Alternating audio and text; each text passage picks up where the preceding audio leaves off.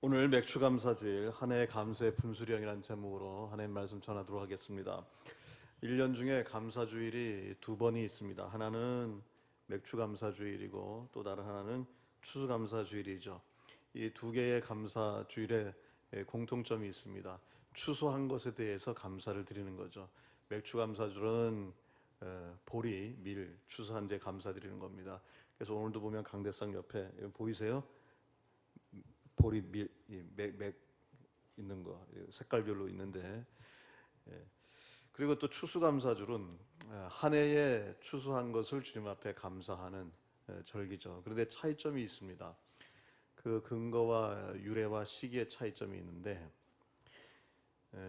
맥추감사절은 정확한 확실한 성경의 근거가 있죠. 출애굽기 23장 16절입니다. 맥추의 절기를 지키라. 이는 내가 수고하여 밭에 뿌린 것에 천년매를 거두는 것이다.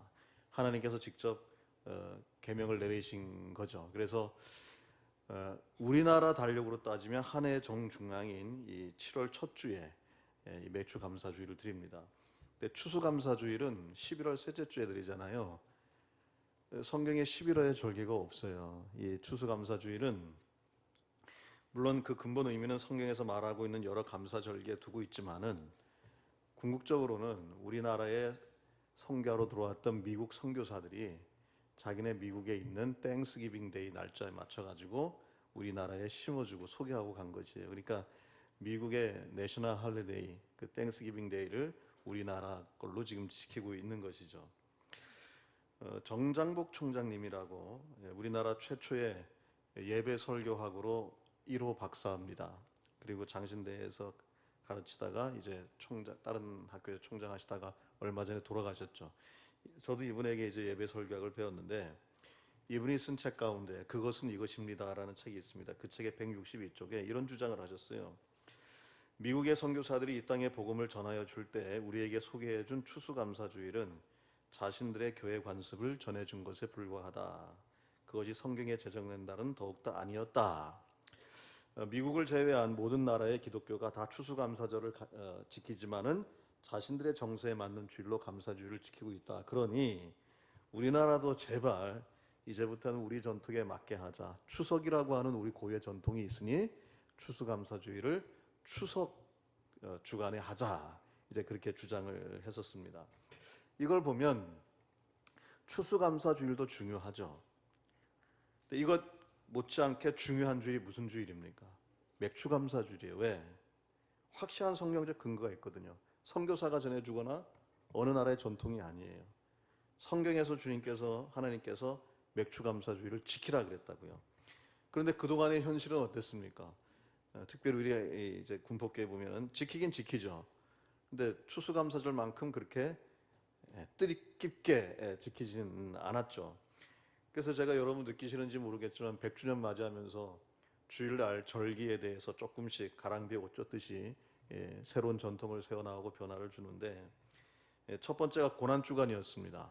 사순절 고난주간 때, 이때까지는 그냥 막연하게 예수님의 십자가와 고난을 묵상하자 그랬는데, 올해는 제가 확실하게 두 가지를 여러분께 제시해 줬어요. 십자가 십계명이었습니다. 기억나십니까? 십자가에 십계명이 있다. 십자가 앞에서 십자가에 의하여, 십자가를 통하여, 십자가 안에서 십자가와 함께, 이런 식으로 10가지. 그리고 십자가에 나타나는 성령의 9가지 열매와 부활의 열매까지. 우리가 앞으로는 사순절 때 저 두 개를 가지고 묵상하자. 앞으로 우리 군폭교회는 매년 그렇게 한다. 제가 소개했었고, 얼마 전에 삼일체 주일 한 번도 지키지 않았는데 이제 매년은 못하더라도 앞으로 이것을 중요하게 지켜나가겠다 그랬고, 오늘 세 번째입니다. 앞으로 우리 군폭교회는 맥추감사주일을 추수감사주일만큼 엄수할 예정입니다. 더욱더 의미가 있다고 생각을 하는 것이죠. 그런 의미로 오늘 맥추감사주일 한 해의 감사의 분수령 제목으로 말씀을 전하는데, 앞으로 매년 이 시기 때 맥추감사주일 예배를 드릴 때 그 의미를 참으로 잘 깨닫고 올해 반을 지켜주신 하나님에 감사하며 또 반을 지켜주신 하나님 은혜에 기대하는 귀중한 순간들이 있길 간절히 축복합니다. 자, 시기적으로 지금 말씀드렸듯이 맥추감사주일은 한 해의 정중앙에 있습니다. 7월 첫 주예요. 한 해의 분수령입니다. 제가 분수령이란 말을 썼는데 나눌 분자에다가 물 숫자에다가 산봉우리 영자입니다. 그러니까 물이 산봉우리를 기준으로 둘로 갈라지는 것이죠. 백두산에 비가 내리는데 백두산에서 왼쪽으로 흐르면 압록강이 되고요, 오른쪽으로 흐르면 두만강물이 되는 겁니다. 뭔가 둘로 나누어져서 바뀌어지는 어느 한 지점의 순간을 묘사할 때 분수령이라 이제 그렇게 얘기를 하죠. 맥추감사주의를 그랬습니다. 맥추감사주의라고 하는 산봉우리를 중심으로 상반기와 하반기로 정확히 나뉘어집니다. 질문이 나오죠. 그러면 이때 우리 예수 믿는 그리스도인들, 예배자들은 이 맥추감사주일에 무엇을 생각하며 무엇을 결단하고 실천하면서 감사드려야 되는가? 답은 두말할 것 없이 시편 31편 19절 말씀입니다. 다 같이 읽겠습니다. 시작. 주를 두려워하는 자를 위하여 쌓아두신 은혜, 곧 주께 피하는 자를 위하여 인생 앞에 베푸시는 은혜가 어찌 그렇게 큰지요 하면서 감사를 드리는 겁니다. 여기 지금 베푸시는 은혜가 나오잖아요. 뭡니까? 이미 우리가 허락받은 은혜, 지난 1월부터 6월까지 허락받은 은혜, 쌓아두신 은혜는 뭡니까? 뭐예요? 쌓아두신 것이. 근데 아직 우리에게 허락되지는 않은, 그러나 우리의 주기 위해서 쌓아놓으신 이제 7월부터 12월까지의 은혜를 말하는 겁니다. 이러한 고백 있길 간절히 축복합니다. 성경 속에 이러한 시편의 감사 고백을 드린 사건이 나오죠. 바로 오늘 우리가 읽은 에벤에셀의 사건입니다. 사무엘이 이스라엘 사사로 이제 사역하고 있을 때 블레셋이 쳐들어옵니다. 싸울 수가 없어요. 왜? 군사력이 확연하게 차이가 나거든요. 남은 방법은 기도하고 예배드리는 방법밖에 없어요. 그래서 이때 사무엘이 이스라엘 백성을 전부 미스바로 다 불러 모읍니다. 미스바 광장에 모이게 해서 제사드리고 예배드리고 합심해서 기도합니다. 그런데 놀라운 일이 일어나요. 블레셋 사람들이 쳐들어오다가 자기들끼리 자중질환이 일어나서 다시 도망가는 겁니다. 그럼 도망가도록 내버려두면 되잖아요. 이스라엘 백성들이 그 다음에 어떻게 하느냐? 미스바 광장에서 나와서 쫓아갑니다. 쫓아가서 도망치는 그들 뒤통수를 때려요. 그래서 아예 무찔러 버립니다. 그리고 그곳에서 하나님께서 허락하신 그 승리를 감사하면서 세운 돌이 있는데 그 돌이 에벤에셀, 도움의 돌입니다. 여기까지 오게 하셨다. 우리를 침략한 사람들을 방어한 것뿐만이 아니라 우리가 나갔는데 여기까지 오게 하셨다. 여기까지 도우셨다라는 뜻이에요. 성경 말씀 보면 10절 보세요. 사무엘이 번제를 드릴 때 블레셋 사람이 이스라엘과 싸우려고 가까이 오매 그날에 누가? 여호와께서 블레셋 사람에게 큰 우레를 발하여 그들을 어지럽게 하시니 그들이 이스라엘 앞에서 패한지라. 이스라엘 사람이 한 일이 있나요, 없나요? 없어요. 뭐 칼 한 번 뽑지 않았고 창 한 번 휘두른 적이 없고 활 하나 쏘지 않았어요. 그냥 블레셋 사람들이 그냥 자중질환이 일어나서 도망치고 있는 겁니다. 그러면 내버려 두면 되는데 11절 말씀 어떻게 되어 있습니까? 이스라엘 사람들이 미스바에서 기도하다가 뭐라고요? 나가서 블레셋 사람들을 어떻게 추격하여 어디까지? 백갈 아래까지 이르러서 뭐라고요? 쳤더라. 나가서 추격하여 쳤단 말이에요. 그랬더니 12절에 사무엘이 돌을 취해서 미스바와 센 사이에 서서 이르되 여호와께서 여기까지 오게 하셨네. 방어하는 것도 아니라 여기까지 우리가 오도록 했다. 그래서 그곳을 에벤에셀이라 했다. 지도 보여드릴게요.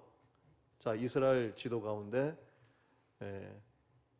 미스바에서 저기까지 한 5km에서 10km를 빠져나온 거죠. 그러면 여기서 안산까지 그리고 아마 평촌, 인덕원 지나서 그 정도 거리가 되겠죠. 거기까지 나간 거예요. 그 당시 뭐 찝차가 있었습니까? 장갑차가 있었습니까? 무슨 자동차가 있었습니까?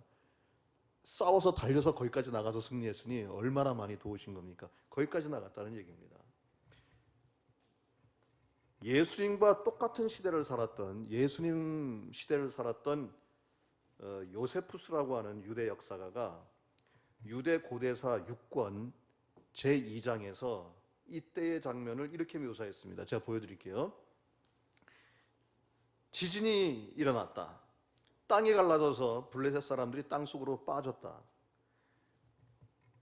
고막이 터질 만한 천둥 소리가 났고 얼굴을 화상 입을 만큼의 번개가 쳤다. 하나님이 하신 일이죠.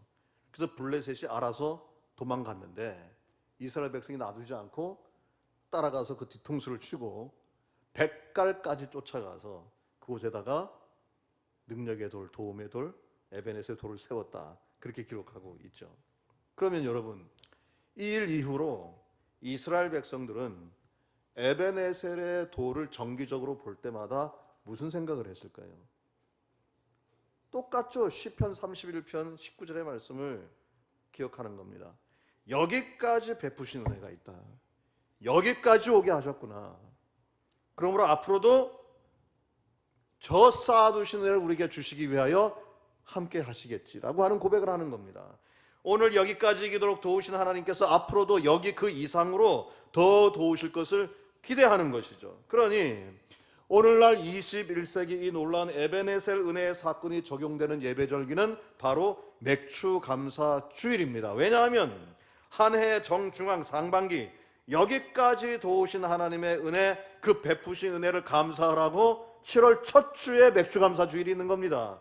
그리고 한 해의 정중앙 하반기 거기까지도 도우실 쌓아두신 은혜를 기대하는 주일이 바로 맥추감사주일이죠. 그래서 맥추감사주일은 한 해의 분수령이 되는 겁니다.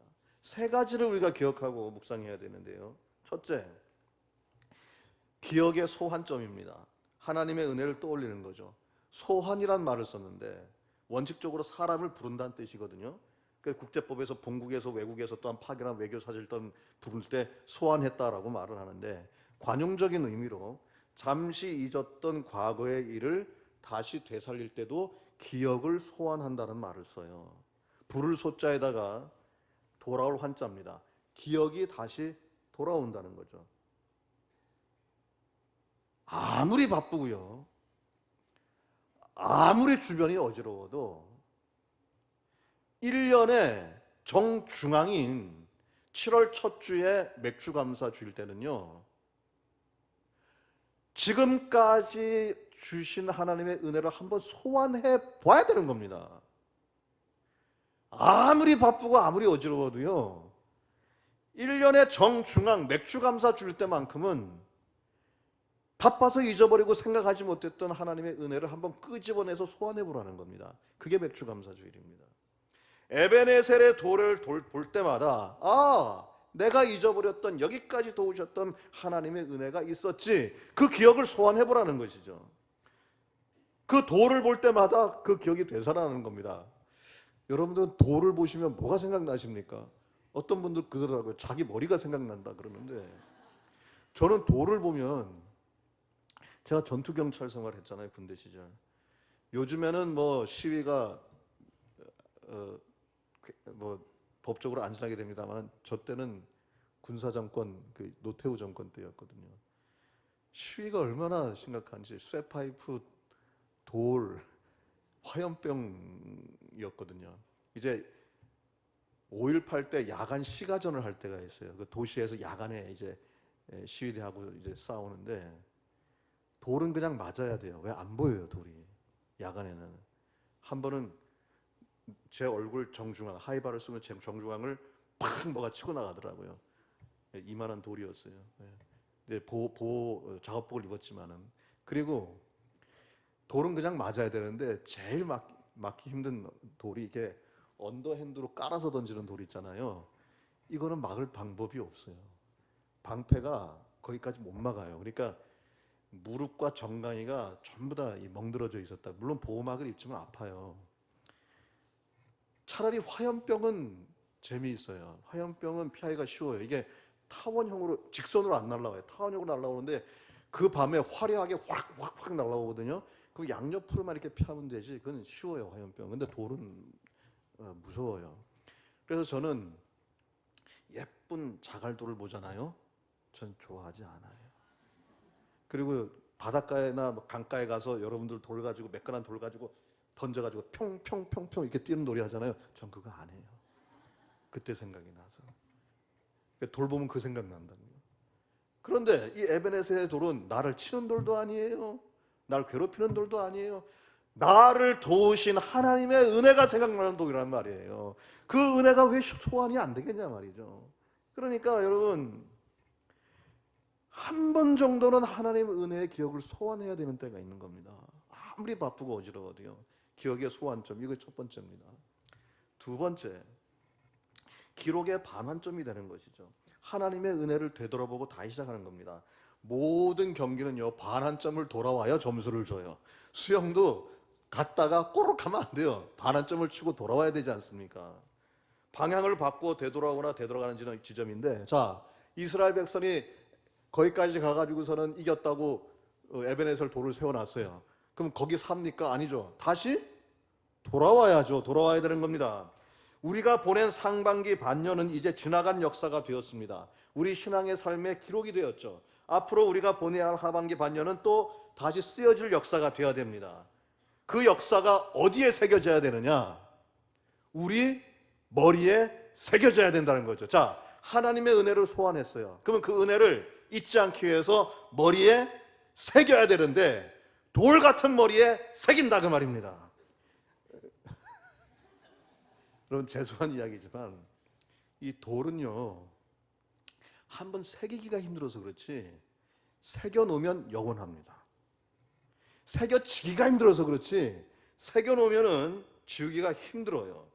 그리고 돌은 절대 잔소리하지 않습니다. 말이 없어요. 새겨진 대로 증거하네요.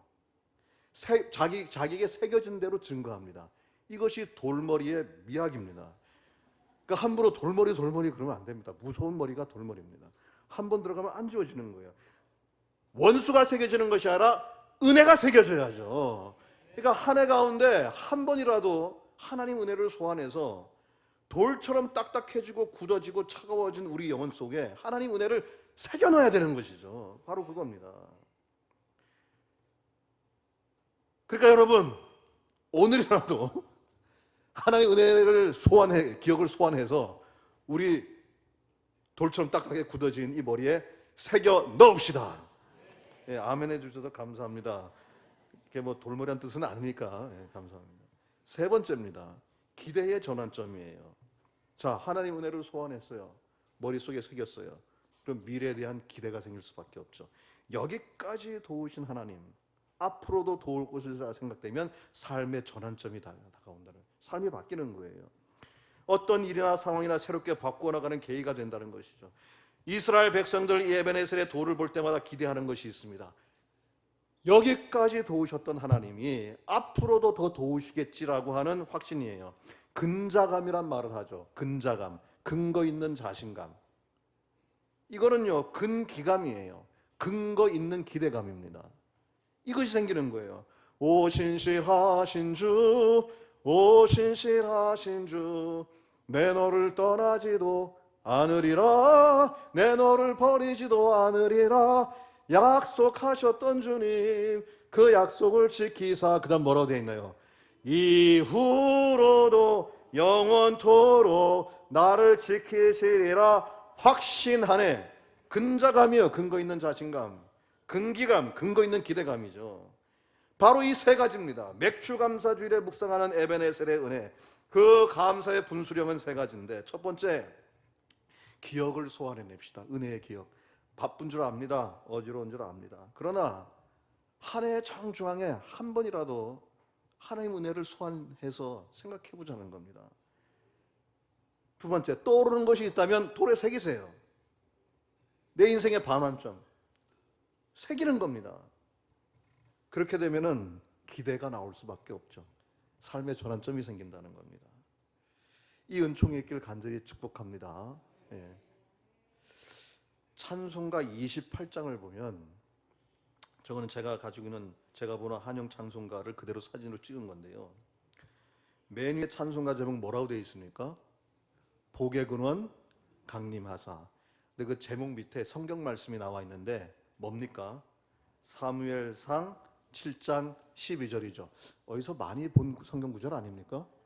오늘 본문 말씀이에요. 오늘 본문 말씀, 에베네셀 오늘 본문 말씀이라고요. 그러면 찬송가 28장 복의 근원 강림하사하고 그 밑에 있는 성경 말씀이 에베네셀하고 둘이 무슨 상관관계가 있느냐? 그 해답이 2절에 나와요. 2절 가사를 보면 주의 크신 도움 받아 이때까지 왔으니 여기까지 왔으니 여기까지 도우셨으니 뭡니까? 에베네셀이에요. 에베네셀. 과거에 베푸신 은혜, 여기까지 도우신 은혜에 대한 기억의 소환점, 그 기록의 반환점이죠. 그 다음에 어떻게 되어 있습니까? 이와 똑같이 여기까지 도우신 거와 똑같이 천국에도 이르기를 바라네. 기대하는 거잖아요. 기대의 전환점이 되는 겁니다. 2절 가사에 있어서 두 개의 표현이 중요한데요. 첫 번째, 이때까지 여기까지 왔으니, 이 표현이 중요하고요. 그 다음에 이르기를 바라네, 이 두 가지 표현이 중요한 겁니다. 세 가지가 다 들어있어요. 하나님 은혜를 기억해서 소환하는 겁니다. 소환되면 기록하는 것이고요, 그것으로 말미암아 이르기를 바란다고 기대하는 겁니다. 영어 가사를 보면요 참 은혜로운데요. 영어 가사가 이렇게 되어 있어요. Here I raise my Ebenezer, 그렇게 되어 있어요. Here, 여기서 I raise, 나는 든다. 뭐를? 에베네셀의 돌을 든다는 거예요. 내가 여기서 에베네셀의 돌을 하나님 앞에 듭니다. 근데 이거를 한국말로 번역하기가 되게 어려워요. 내가 여기서 에베네셀의 돌을 하나님 앞에 듭니다. 이렇게 하기가 힘들잖아요. 그러니까 뭐라고 번역했는가 하면 주의 크신 도움 받아, 이렇게 한 거예요. 왜? 도움의 돌이니까. 도움, 에베네셀 도움의 돌이니까 그렇게 한 거예요. 근데 저는 조금 아쉬운 게 성경 말씀 여기까지 도우셨다라는 말을 가사에 대입하려면 주의 크신 도움 받아 이때까지 왔으니 하는 것보다 여기까지 왔으니 하고 번역했으면 훨씬 더 잘 어울릴 것 같았다. 이때까지 왔으니도 틀린 거 아니에요. 근데 여기까지 도우셨다라는 그 말씀과 연결시키려면 여기까지 왔으니 이렇게 했으면 훨씬 더 어울렸겠다. 그런 이제 번역의 아쉬움이 있어요. 그래서 오늘 설교한 뒤에 이 찬양을 우리가 이제 부를 텐데, 오늘만큼은 주의 귀한 은혜 받고 이때까지 왔으니 하지 말고요, 여기까지 왔으니 이렇게 부르려고 합니다. 1부, 2부 다 그렇게 불렀어요. 자, 3부 때도 그렇게 부릅시다. 가시면 이해하십시오. 아니오는 안 물어보겠습니다. 자, 여러분, 이 저만의 개인적인 생각은 아닐 겁니다. 시간이 진짜 빠르게 지나는 것 같아요. 그렇지 않습니까? 그렇지 않은 분들은 할렐루야. 그러나 굉장히 빨리 지나가요. 제가 10년 전에 군폭교에 처음 왔을 때 정말 시간이 안 가더라고요. 한참 뭘 한 것 같은데, 한참 뭘 한 것 같은데 3개월 지났고, 한참 뭘 한 것 같은데 4개월, 5개월 지났더라고요. 근데 한 3년, 4년 지난 때부터는 속도가 빨라져요. 이게 금방금방 한 해 한 해가 지나가고, 올해 100주년 제일 빠르게 지나는 것 같아요. 벌써 반년이 다 갔어요. 100주년 진짜 빠르게 지나는 것 같아요. 저만 그런가요? 여러분들도 마찬가지일 거라 생각드는데, 이 연세가 나이가 들어갈수록 빠르다 그래요. 그래서 10대 때 10km로 가고, 20대 때 20km로 가고, 30대 때 30, 50대 때 50km, 60대 때 60km. 몸무게가 아니라 속도입니다. 속도가 그렇게 빨리 간다는 거 아닙니까?